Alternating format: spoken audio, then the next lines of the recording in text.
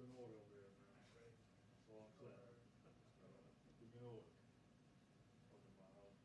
Yeah, that's great.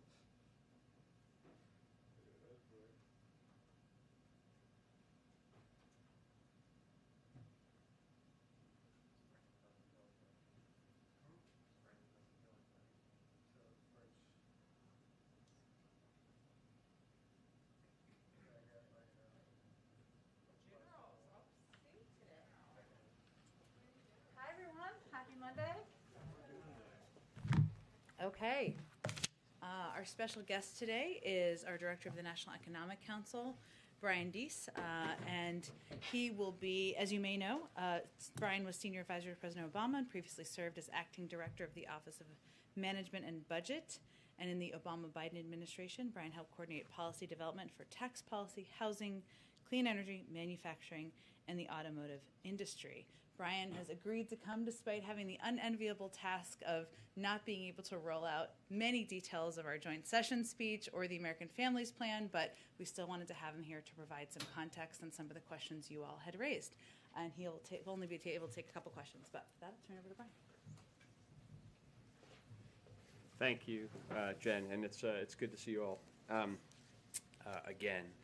So I wanted to just provide a little bit of context around, in particular, capital gains taxes, and we'll provide just a little bit of context, and then happy to take a couple of questions. So, as you know, and as Jen has spoken about, the president is excited to this week lay out his plan to invest in American families. It will be a plan that will provide critical support for children and families, and by doing so, critical support for our economy by boosting labor force participation and future economic competitiveness, making among the most cost-effective measures to boost our long-term economic strength that we know of. And the president will also outline ways to offset the long-term costs of those investments by making reforms to our tax code that reward work and not just wealth. And one element of this reform will be to change how we tax capital gains. As you all know, that's income from selling stocks and other assets for taxpayers that make more than $1 million per year in income. So I want to start by reinforcing who this change will actually affect. This change will affect taxpayers making more than $1 million a year. In 2018, 0.3% of tax filers made more than $1 million a year. So I want to start by underscoring this in simple terms. This change will only apply to 0.3% of taxpayers, which is not the top 1%. It's not even the top 0.5%. We're talking about 0.3%. That's about 500,000 households in the country that we're talking about.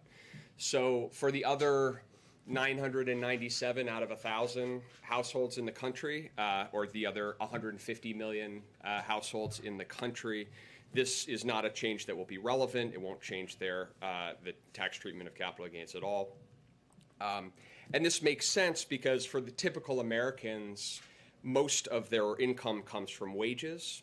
So for people making less than $1 million a year, about 70% of their income comes from wages. But for those making more than $1 million, for the top 0.3%, it's the opposite. About 30% of their wages come from wages. And that's probably actually an understatement, since the wealthiest can often strategically avoid reporting this type of income entirely. And so as a result, this is the provision that since 2000, if you look at the 1,400 tax filers, those are people making over $60 million a year. That's for those of you keeping track, that's the top 1,000th of 1%. They have only paid about 20% of their reported income in taxes.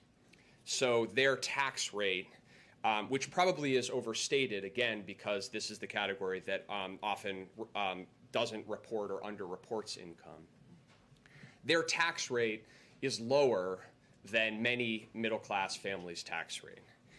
This is the dynamic that led Warren Buffett to famously explain that he paid a lower tax rate than his secretary. And it is the dynamic that has led the president and others to argue that we need to do something about equalizing the taxation of work and wealth in this country. And that's why the reforms that the president will lay out are focused on this top sliver of people and treating capital gains the same as wages for that top 0.3%. And we believe that it's not only fair, but it would also help to reduce the kinds of tax avoidance that significantly undermines trust and fairness in the tax code itself. And importantly, the revenue from this provision would help invest directly in our kids and our families and our future economic competitiveness and put us in a position where we can drive greater economic growth. So we'll have more to say on this and how it fits into the overall plan. But I just wanted to underscore at the top that number one, we're talking about a tax change that would affect, again, the 0.3%, the top sliver of households. And number two, the principle here is to equalize the treatment of ordinary income and capital gains. And that is a principle that's neither new nor particularly novel. In fact, the last president to enact a reform to equalize the treatment of ordinary income and capital gains was President Reagan, who did so while raising capital gains taxes as part of the 1986 tax reform. And of course, we will be raising to higher rates than in that reform. But a lot has changed in the economy since then. A lot has changed in the academic and empirical research in this space. But the principle is the same, which is that for the very highest income Americans, we should tax at the same rate ordinary income and capital gains. So with that, when I pause and could take a couple of questions. Thanks so much for doing this, Brian. Just to make sure I understand this, critics say that you tax capital gains at lower rates to incentivize investments that help the economy grow.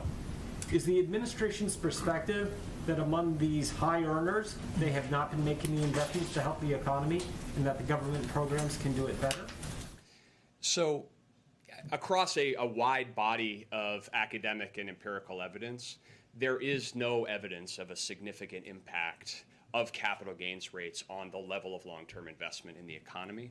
If you look back over the last 30 or 40 years, we've had capital gains rates at various rates. We've seen different levels of investment and overall economic growth. You can't identify a meaningful correlation between the two. There's lots of reasons for that, including that if you look at where a lot of venture capital and early stage investment comes from, it actually comes from pension funds, sovereign wealth funds, entities that actually are not tax sensitive. Also because at the end of the day, a lot of things go into making an investment decision. But certainly our view and reading of the evidence is that there is not a correlation that would significantly affect investment for these highest income individuals, number one. And number two, we can use those resources to invest in areas that we know where there is convincing academic evidence, empirical evidence, that investments, for example, in early childhood and in our children return enormous dividends in terms of their own academic success, reduced costs in the healthcare system, productivity, and growth in the future. Catherine? Brian, one question on the Families Plan itself. Why isn't the White House including a plan to reduce the price of prescription drugs in the plan? The good news about a question like that is I get to tell you that since we haven't rolled out the Families Plan yet, and I'm not going to do it at the podium right now, I am not going to confirm whether or not that is in. I can say that the president has long focused on the issue of rising costs of prescription drugs for American consumers and American families. It's something that he continues to focus on and prioritize, but I'm going to let him speak to those issues in the speech. Andrew? Yeah, Brian, so on the question of how you enact this, so is this capital gains tax increase dead on arrival when it comes to the Hill? The Republicans are screaming that it is not a good proposal. There's even some concerns in Democratic circles. Like, how do you convince people that this makes sense? Well, I would say a couple of things to that. The first is on the facts and on the evidence, to go to the conversation we were just having, that we think that the best read of the evidence is actually that making this sort of change for that top 0.3% of taxpayers, equalizing ordinary income and capital gains would restore fairness and do so in a way that wouldn't significantly affect investment, and that would allow us to make really high return investments for which there's been broad bipartisan support. So we think that that's a pretty sensible way of going at it, number one. Number two is the president has said in the context of the jobs plan and the corporate tax reform plan, and will say in the context of this plan as well, he is laying out his jobs plan and his family's plan. This is his vision for how we need to put in place a public investment agenda for the country. He is also identifying ways to responsibly pay for it, and he is welcoming and encouraging others to come forward with their ideas as well. Are you going to need reconciliation to do this? I think what you're going to hear from the president is a call to consider these investments and the potential that they would provide for the country, and engage in a serious conversation about both whether these investments are needed, and if we can agree that they're needed, how we're going to offset their cost. He's starting that conversation where he believes it's a responsible place to start, by putting a plan on the table, and we'll take the conversation from there. Jeff? I want to pick up on something you mentioned about investing in kids and ask you about the child tax credit, not specific to the American Families Plan, but just in general. Some of the president's Democratic allies on the Hill, as you well know, have pushed to make that permanent. They say they've faced some resistance, some pushback from the administration. What's the argument against making it permanent? Is it economic or is it political, in that Democrats potentially might want to run on this in 2024, and if you make it permanent, it robs Democrats of that opportunity? Well, let me start by making the argument for the expanded and fully refundable child tax credit, because it was President Biden who put a temporary one-year expansion of the child tax credit in his American Rescue Plan, which he announced on January 14th, 7 days before he was even inaugurated. And it was President Biden who worked with Congress and fought to get that enacted into law. And now, as a result, the American families of 66 million children will receive a fully refundable expanded child tax credit this year. And that will be delivered monthly going forward. And the best estimates are that in combination with the other elements of the rescue plan, will reduce child poverty by about 50% this year. So President Biden is both incredibly proud of that accomplishment and the speed with which we were able to implement it, and believes that we should extend that policy to provide some certainty and stability to those families who will be relying on that payment, but would see it go away if Congress doesn't act. So that's the context for it, and I'll let the president speak to the specific plan in the joint session speech. I've gone already way over the time allotted. He will come back, as will other people, but Brian's got to go. Sorry, Brian. Thank you for coming, and he'll come back soon. It's always so much easier for me to play good cop. Now I realize why. Right. You know, I take all your questions, but Jen. Right. Okay, come on back. Right, exactly. Well, there'll be much more to say when we roll out the speech. Okay, a couple of additional items for all of you at the top. Today, the U.S. Department of Agriculture and Secretary Vilsack announced the historic expansion of the summer pandemic EBT program. This is the single largest summer child nutrition effort in our nation's history, and will reach more than 30 million kids this summer, thanks to the American Rescue Plan. Summer feeding programs are considered a lifeline for some families, but until now they've reached less than 20% of families served during the school year.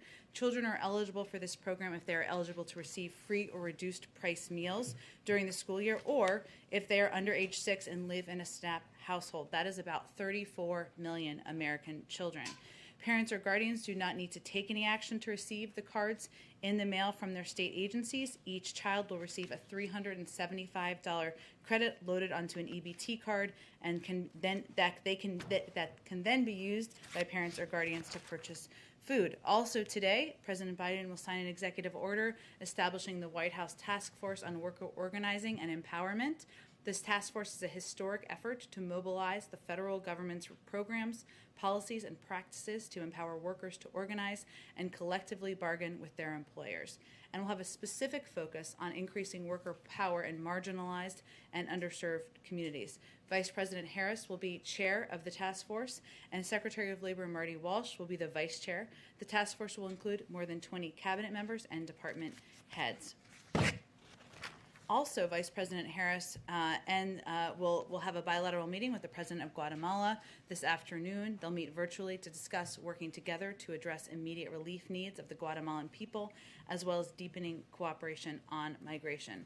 The Vice President will also participate in a roundtable with representatives from the Guatemalan community-based organizations tomorrow. Vice President Harris's direct engagement is a testament to the importance we are placing on improving conditions in Guatemala. When the Vice President spoke last with the President of Guatemala on March 30th, they agreed to collaborate on promoting economic development, leveraging technology, strengthening climate resilience, and creating the conditions to expand opportunity for people in their home countries in order to address the root causes of migration. Finally, as you may have also seen today, we announced that the administration is looking at options to share American-made AstraZeneca vaccine doses during the next few months. Given the strong portfolio of vaccines that the United States has already authorized and available in large quantity, and that is available in large quantities, including two-dose vaccines and one-dose vaccine, and given AstraZeneca is not authorized for use in the United States, we do not need to use AstraZeneca in our fight against COVID over the next few months.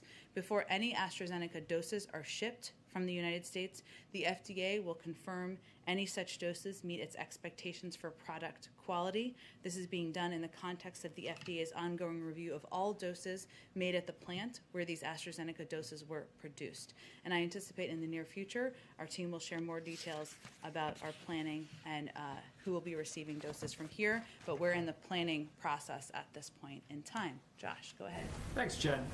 Let's go to India and what they're dealing with the coronavirus. The president just spoke with the Prime Minister of India. Can you give us some more details about that? And in terms of how many supplies, what are we really going to rush out there? What's the volume and the scale to deal with the problem? Sure. Well, as Josh noted, and you may have all seen the readout that we just put out, but just in case you didn't, the president spoke today with Prime Minister Modi of India, committing that the United States and India will continue to work closely together in the fight against COVID. The president pledged America's steadfast ongoing support for the people of India who have been impacted by the recent surge in the COVID-19 cases. In response, we have provided, and let me give you more of a specific update, and I will also note for you that there'll be an additional call later this afternoon that will provide additional details. So this is just what is available at this point in time of what is being requested and what we are providing. So there are a number of areas that are of great interest and are of great need to India at this point in time. Oxygen is one of them. At India's request, we are exploring options to provide oxygen and related supplies. The Department of Defense and USAID are pursuing options to provide oxygen generation systems. We may be in a position to reroute shipments planned for other countries with lower immediate needs, given the urgency of the conditions in India, and we'll have more details, hopefully, on the possibility soon. DoD is also exploring providing field oxygen generation systems, which we have used in our field medical hospitals. Each unit can provide oxygen for up to 50 to 100 beds. And we're also exploring options to provide oxygen concentrators and ventilators and are in technical discussions with India to ensure the equipment we supply can connect to Indian devices. The United States has already provided 200 ventilators to India last year and trained medical professionals on their use. So this is, of course, in addition to that and other assistance we've provided. Another one of the major needs is PPE. And we've identified U.S. commercial suppliers as well, and therapeutics and tests, but we've identified U.S. commercial suppliers of remdesivir that are immediately available to help relieve the suffering of COVID-19 patients in India. We've identified rapid diagnostic testing supplies, personal protective equipment, and additional ventilators available to be transferred to India immediately.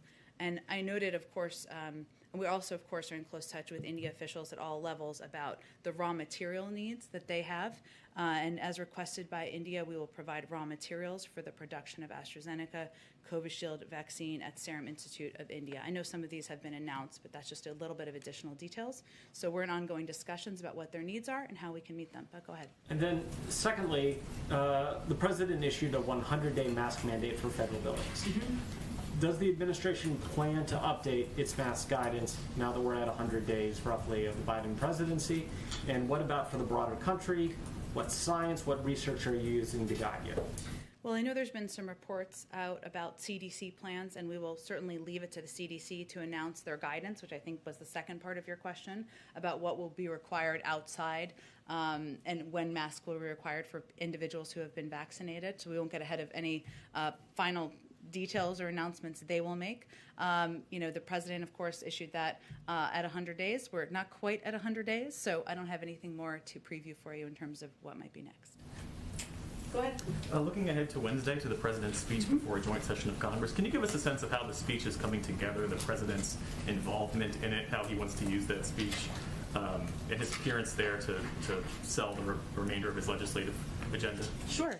Well, first, the president has been working over the last couple of days, as he will be over the next two, on his speech. He's deeply involved in the development of his speech. He's thinking a great deal about what message he can send directly to the American people about what progress we've been made, but of course what challenges remain ahead. He recognizes, as somebody who served in the Senate for 36 years, that this is an opportunity, one of the highest profile opportunities even the president has each year, to speak directly to the American people, and that's exactly what he intends to do. He will lay out the specific details of the American Families Plan in that speech, but he will also talk about a range of priorities that he has for the upcoming months of his presidency, including putting in place, working with Congress to put in place police reform, including doing more to expand access to affordable health care. So there will be a range of priorities he will also mention in his speech, but he's working closely with his speechwriters on it, but also with policy advisors and the policy teams on finalizing the components that will be in the speech. And on COVID in this country, what's the level of concern within the administration that apparently 5 million people, or about 8% of those who got the first dose of Pfizer and Moderna, didn't return for dose 2? Well, what I'll say is that there's no precedent, right? There's no playbook. And the other way of looking at that is that we're pleased that the vast majority, or 92% of people, came back for their second doses. And that is actually a pretty significant number in our view. We know people lead busy lives, but the second dose is critical to getting the maximum level of protection to help defend against variants and get people the longest lasting protection. And that is certainly a message that is being projected by our health and medical team and doctors who are speaking on behalf of the administration, as it was over the last couple of days. I'll also say that a big part of our effort as we shift into this newer stage, which is less about supply and more about reaching people where they are, is making it easier to get vaccinated. And that certainly applies to people who have not yet received their first dose, but also applies to people getting their second dose. So partnering with doctors' offices, setting up walk-up sites, helping workers get paid time off, that's all a part of our effort to ensure people are getting both doses of the vaccine if they're doing the 2-dose vaccine. Go ahead, Peter. Thank you, and Jen. congratulations. And not to embarrass you, got married. I did, yes. Well, Thank you congratulations. very much. Welcome back. Thank All right. you. Thank you, Jen. First, Vice President Harris says that she's not gone to the border yet because we have to deal with COVID issues. What is she referring to? Well, I would certainly have to ask her team about that specifically, but I would tell you also that her focus is not on the border, it's on addressing the root causes in the Northern Triangle. And that's why the majority of her time has been spent on working with, on a diplomatic level. She is going to have a bilateral meeting with the President of Guatemala this afternoon. She's going to speak with the President of Mexico next week, and she's working with them to ensure there are systems put in place to reduce the amount of migration coming from these countries, but also to address the root causes, and that's really what the president's asked her to do.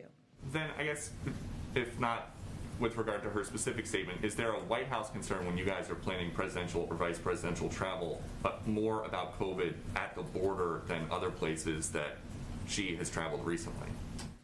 We certainly know that the number of people who are in facilities, the reason we have been so focused on expediting moving kids out of these Border Patrol facilities is because we want to reduce the public health impact in these facilities and get them into spaces where we can do social distancing and when we can ensure these kids have access to health and medical experts and educational resources. So that's certainly, and we've made some progress on that front, even over the last few weeks since you got married, I will say, on that exact issue. So look, but if a president or a vice president goes down and visits a facility like this, you have to potentially clear some parts out. There's a lot of security that comes. Our focus here is on solutions, on making progress, on moving these kids out of these facilities, on getting them connected with sponsor homes, with family members if possible, and that's really where the president's focus is at this point in time. And then about those facilities, there was a report in the last couple of days in the New York Post that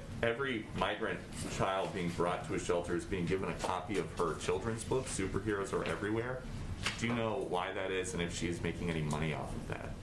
Of the president, of the vice president? Vice President's book, yeah. I'd have to check with our Health and Human Services team if you're talking about if they go to shelters or if they go to... Yeah, in the welcome kit, apparently, there's a copy of her 2019 children's book, Superheroes Are Everywhere. I'd have to certainly check on that. Here, it's a good book. And then I've got one more. Why was President Biden the only world leader at the Climate Summit Zoom who was wearing a mask? Because he is sending a message to the world that he is putting in place precautions and continuing to do that as leader of the United States. And I don't know what setups they all had in their countries. That may warrant some more reporting or not, but obviously he had a pool there for portions. There were additional staff there, additional personnel, and that's the sort of model that we try to keep ourselves to here. But I know the CDC's website and their guidance is that you can gather indoors with fully vaccinated people without wearing a mask or staying 6 feet apart. That's actually for in your private home, so it's not workplace guidance, and we still wear masks around here, just like you are all wearing masks, and we wear masks in our offices and continue to abide by that until that guidance changes. Thank you. Hi, Mary. Go ahead. Hi, thank you. Our latest poll over the weekend showed that the president has a 53% approval rating, which is, of course, lower than any recent past president, except for President Trump. Just 52% approve of his handling of the economy. Why do you think that is? Well, first I would say there were a bunch of polls over the weekend. I know you're asking about yours specifically, but there are also some very positive signs about the American public's view of the president's job he's doing, including his response to COVID and the pandemic, something that's on the minds of the majority of the American public. According to the NBC poll, it was 69%, CBS 65%, ABC 64% approval. I will also note, per our earlier discussion, that according to the ABC poll, 58% of the public approved of raising corporate tax rates. But the bottom line is the president, these polls show what we have long known, that the president came into office at one of the most divisive moments in modern American history. And the president's focus is on fulfilling his promise to bring the country together. So in large part on delivering on the things the American people were elected him to do, which we have seen broad approval for, getting the pandemic under control, turning our economy around, especially for working families and the middle class. So we know that bringing the country together, that getting through what is a height of divisiveness in our country is going to take some time, and that certainly we see is reflected in the polls. So when you do look at these numbers, what lessons do you take away, if any, in terms of how you may approach the next 100 days? Well, the president would be the first to tell you we have a lot of work left to do to get the virus under control, despite the fact that 2/3 of the public in all of these polls support his approach and support the progress that's been made to get our economy up and running. There's still 10 million people out of work, and people aren't feeling satisfied by that. And we still need to keep our heads down and keep pushing forward to get the American Jobs Plan passed and ultimately the American Families Plan passed. But also he knows that he needs to continue to work at bringing the country together. And he will always be open to bipartisanship. He will always have an open door in the Oval Office to members of Congress of different viewpoints to get work done for the American people. And he certainly believes that's what people elected him to do. And on the speech on Wednesday, obviously your first joint address is a big moment for any new president, but this is not going to be a joint address like we've seen before because of the pandemic, a lot of the pomp and circumstance. won't be there. The audience will be scaled down, no guests, etc. How is the president modifying his approach to the speech to sort of accommodate these unusual circumstances? You're right, and it will look very different for people who are watching at home, who are used to seeing, they may not even know they're used to seeing this, right? But they're used to seeing a full Senate chamber, full House and Senate, full members of Congress filling. They're used to seeing guests for all of these members of Congress. They're used to seeing, which is always an important part of the speech, a First Lady's box that's full of incredible people who are inspiring, have inspiring stories, and the president references in his speech, and that's tradition as well. And none of that will be a part of the speech in the same way that people have seen in the past. So there's certainly an adjustment to how he'll speak to the audience, speaking directly to the American people at home. That's always a part of it, but even more so to not having all of these incredible stories, inspiring stories that are typically a part of any president's joint session or a State of the Union address. So it will look different, but from his vantage point, it still is an opportunity to speak directly to the American people about the progress that's been made, the work that's still ahead, his new proposals for an American Families Plan, and some of the priorities that remain central to his presidency, and that hasn't changed. And will he be wearing a mask? Because I think technically now the rules are such that anyone speaking on the floor must be masked, or will there be an exception for the speech? I'll have to ask him that and ask our doctors that. It's a great question, and let me get back to you so people can know what to expect. Go ahead. Thanks. Quickly, because I didn't get to ask Brian Deese this, is the $1 million threshold for the capital gains tax increase applying to households or individuals? Do you know? These are all excellent questions, and I know I put him in a very difficult position, as I am too, because the speech is not for 2 days, and we will have lots of briefings that will go through all of the specific details.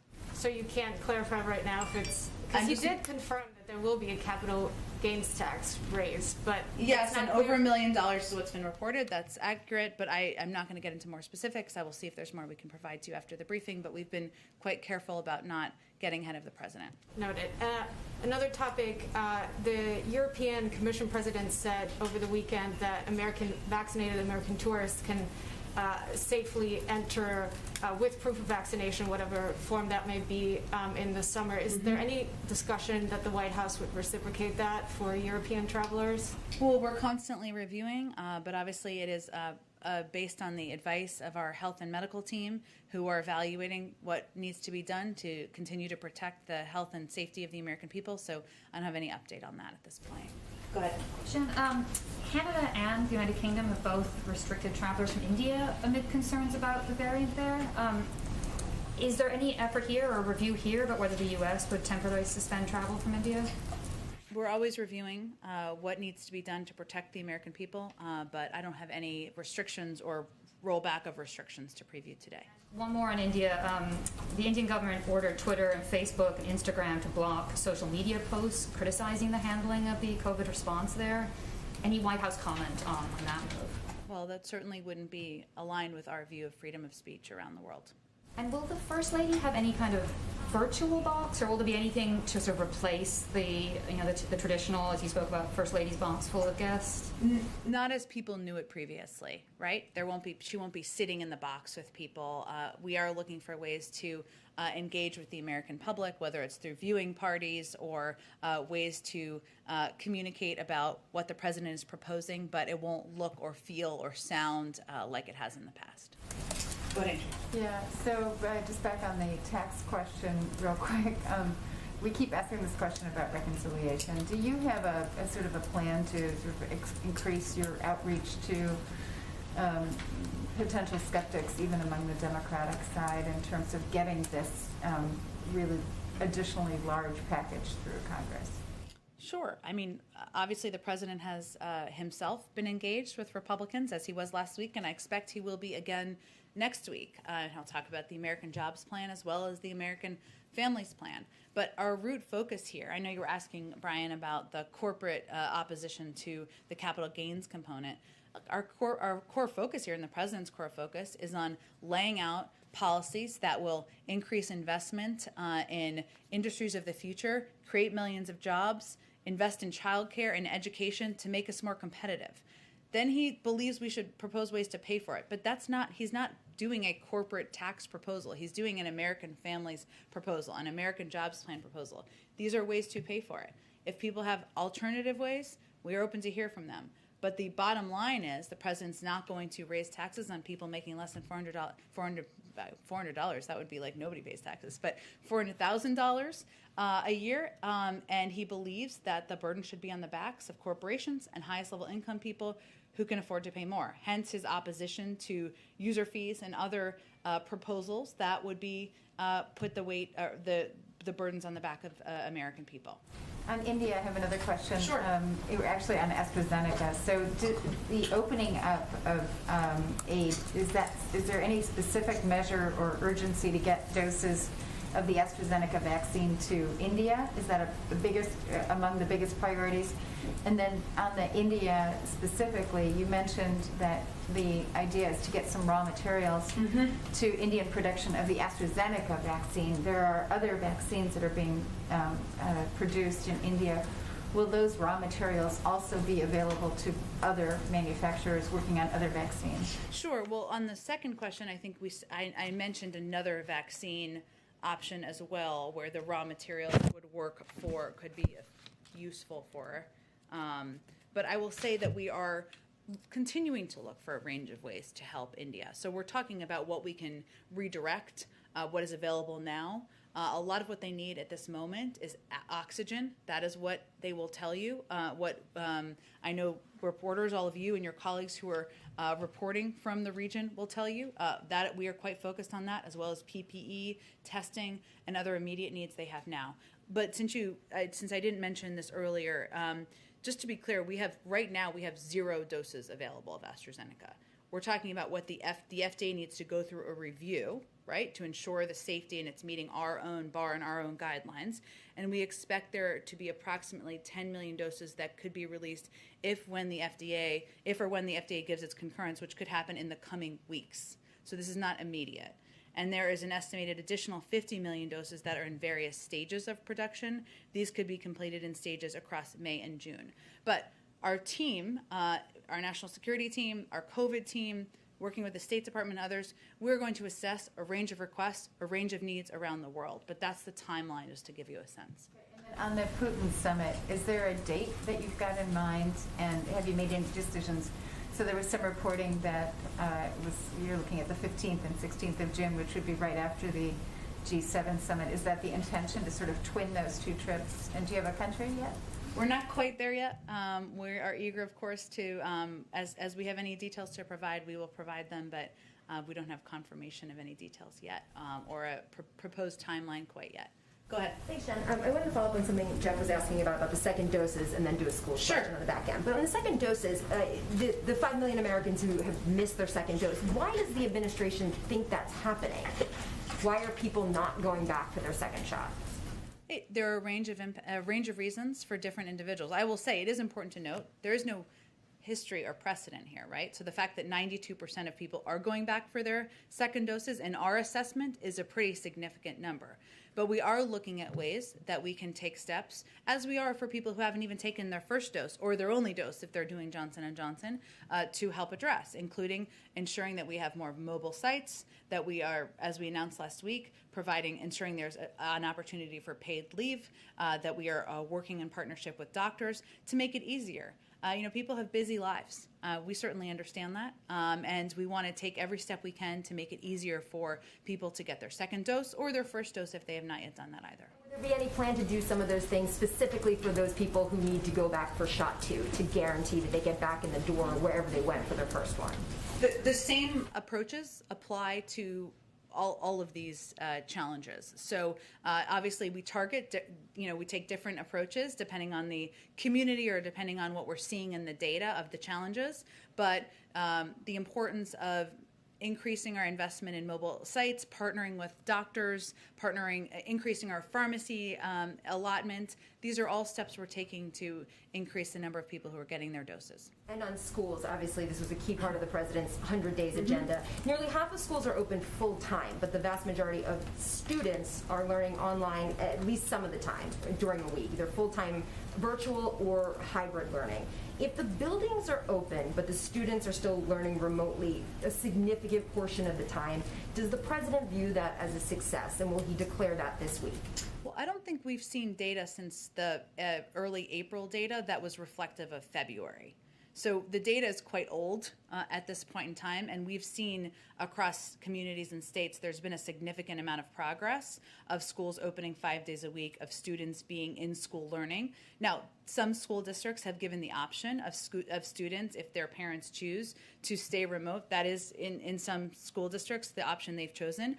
I expect we'll have more data on March, not until probably early May or late April time. That will give us a greater assessment, and we have every confidence we will be over 50% of schools open 5 days a week. New data before day 100 this week. Well, the data is done by the Department of Education, so we can't really change the data release timing, but we are confident, given what we've seen happen across the country, that we are going to meet that goal. Go ahead, David.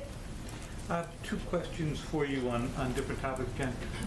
First, you may have seen the FBI and DHS turned out a fairly detailed set of guidance today on solar winds and suggested there would be more attacks coming. How are we supposed to measure, since the president announced his sanctions 2 weeks ago, what success looks like there? From the impact of sanctions? The impact of the sanctions and whatever unseen activities you engaged in. Well, it's challenging, as you know, from covering this for some time, as you have. I will say that, we have never seen one set of sanctions as being the silver bullet that would alone change the behavior of the Russian government, just like we wouldn't see sanctions as the one silver bullet that would change behavior in any country. We still felt it was essential to put in place consequences and implement consequences for behavior that we found to be absolutely unacceptable, as did most of the global community. But in terms of measuring success, our objective is to de-escalate the relationship, to, of course, speak out where we have concerns, speak out where we take action as needed when we are responding to their behavior that we find unacceptable, but also to find a way to make it predictable and stable. So I would say, that's what we're working toward. We're not looking as the implementation of sanctions as a solo incident that we're evaluating the success of, as much as it is part of moving and changing the relationship. Did you see Putin's move to pull back from the Ukraine border as his indication that he also wanted to de-escalate? As I've said before, I am blissfully not in the mind of Vladimir Putin, but we are, and so I can't predict or analyze for you really effectively what was in his mind in the movements that were made. But our objective continues to be working with our partners in Europe to convey that troop buildup is unacceptable, that escalation is unacceptable, and President Biden, Secretary Blinken, and others don't hold back in conveying that clearly. One last question for you. You have some visitors this week from Israel, an intelligence group, I think led by Yossi Cohen of the Mossad and some others. Who are they seeing in the administration, and do you plan to be conveying, or do officials plan to be conveying to them the thought that Israel may be actually actively undercutting your effort to get the Iran deal back together? I'm happy to get back to you, as we try to be transparent around here, who they're meeting with, and check with our national security team about that, David, and others who are interested in that. I will say that we will, of course, brief them. I'm certain it will be a part of the conversation, as we regularly do, on the status of negotiations. We just concluded the second round. That will likely be multi-round negotiations in Vienna, and we will update them, I would expect, on those discussions and the progress being made there. But in terms of other components of the discussion, I will see what we plan to read out from those meetings. Go ahead. Two questions on behalf of colleagues can't be here, quick Sure. ones, and one of my own. For the capital gains tax increase, when would that take effect? Again, I know there's lots of questions and interest. I understand it. I'm with you for it. But we will have many fact sheets, many pages of fact sheets, many briefings to get you all of the details you would like. And AstraZeneca, the doses, are those being given specifically to countries or to COVAX? What is the process for determining who gets those? Does Canada get any of those? Other countries? Sure. We're working through what the process will look like, and we will consider a range of options from our partner countries, and of course, much of that will be through direct relationships. Okay. And the other question I had was, you mentioned two of the president's goals was to bring the country together and end the pandemic. Those are obviously the two big goals that he has. Get Americans back to work. Which is obviously connected to ending the pandemic. And you see this vaccine hesitancy among Republicans. You see slower vaccination rates in Republican-led states. Mm-hmm. How does the president view those two goals as intertwined? And does do they have to can you not have one without the other? I guess is what I'm saying. That's an interesting question. I would say that the president believes he's got to govern for all people, and that includes, of course, getting the pandemic under control, which is certainly not impacting people through a political prism. So our efforts are to increase vaccine confidence, I should say, across a range of communities where we've seen some concern or some question. Now, we have seen in recent data that there has been large increases among not just communities of color, but also more conservative communities, people who have had a neighbor take the vaccine, who have seen the people who are vaccinated able to have dinner together in their home, as is part of the CDC guidance. And so that's encouraging. But the president is going to continue to govern for all people, to work to address the crises we're facing that are not Democratic or Republican crises. They are crises for the American public, whether that is the pandemic, people who are out of work, the climate crisis, racial injustice in our country. Those are the four he's identified as being central to his presidency. Hi, David. Hey, Jen. Hey, a question on unity.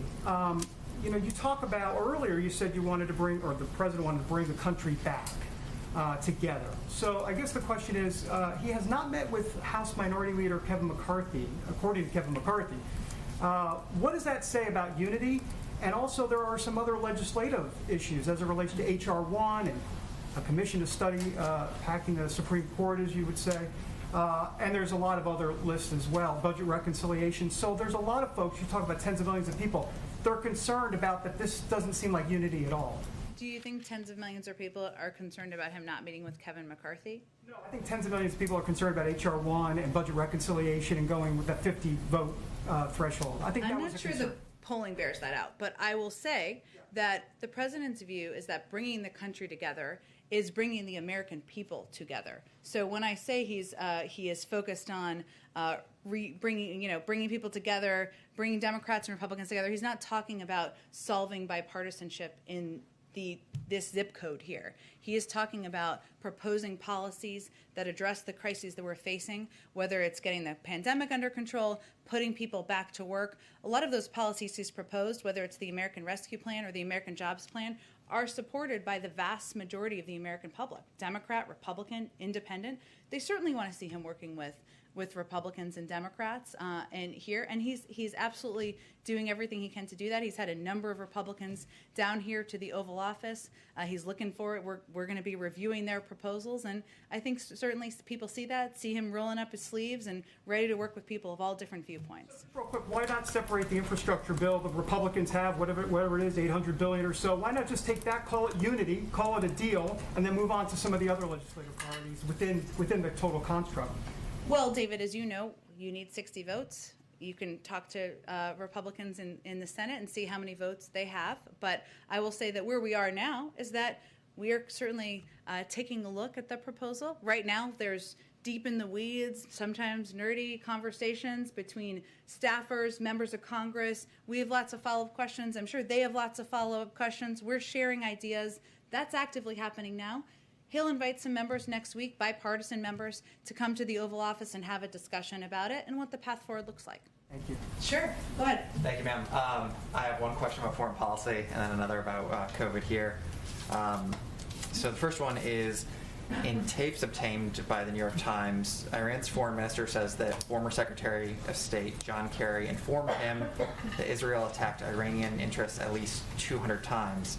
As the Secretary has shifted roles, he still continues to represent the United States on a world stage. Does the president have any comment or reaction to Kerry telling the Iranians about covert military action on the part of Israel?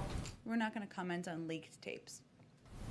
Okay. And then my second question is, I've heard from a number of governors who are frustrated that they haven't heard directly from President Biden on these weekly coordinating COVID calls. Why hasn't he joined those weekly calls? And how many governors? So what? How many governors have you heard from? I've heard from a number, but how many times? Like how many? 1, 2? Well, I'm actually curious to see how many times he's joined those calls, and if there's a reason why. It was never his, but I'm curious to answer to your question too. It's in our story. I think there were 2 in your story. There were 2 in my story, and there were others who didn't go on the record, but we reflected that in the story. Okay, so 2 governors and some anonymous governors. I will say that the intention was never for the weekly call, the COVID call, that is led by our COVID coordinator, to be a part, for the president to be leading that call. That the intention was for our COVID coordinator to be providing an update directly from the president, directly from our work across the federal government to get the pandemic under control. And what we've done on that call is provided weekly updates on the number of doses that are going out to states, which have increased nearly every week. We're talking about an average of about 28 million out to states now. It's an opportunity to have an engagement, have a discussion about where there are challenges in the system, how to better operationalize, better communicate, which was a complaint that we came in and tried to solve when we came into office. So that was the intention. I can assure you that the American public, governors hear quite a great deal from the president on his plans to get the pandemic under control, and he it's in excellent hands with his COVID coordinator. To clarify, he has not joined. Does he have any plans in the future to join those calls? We've never conveyed it as a call that would be a part of his agenda, so I'm not sure there's like a big controversy here. Okay. But thank you. Go ahead. Can you confirm reports that the CIA Director Bill Burns was in Iraq, in Baghdad, meeting with Iranian officials in the foreign minister's home? I would point you to the CIA for confirmation of anything about his schedule. Okay, because he was somebody who led the discussions in 2015, and currently Foreign Minister Zarif is in Iraq too. So I'd be interested to know whether the 2 of them are planning to meet. Is that something that you're able to discuss? I'd point you to the CIA and his team there for any details of his schedule. I have another question Sure. on Guatemala. So earlier today, Secretary Blinken announced sanctions on some Guatemalan officials. Mm-hmm. Are there other sanctions that the administration is weighing for other Northern Triangle countries now? And how is this expected to affect the discussions that the Vice President is having later today on migration cooperation? Sure. Well, the sanctions that were announced today, which everybody may not have seen, I know there's a lot going on, is on 1 current and 1 former Guatemalan government official for their role in corruption in Guatemala. And these sanctions support efforts by the people of Guatemala to end the scourge of corruption as part of the U.S. government's commitment to support improvements in governance in Guatemala.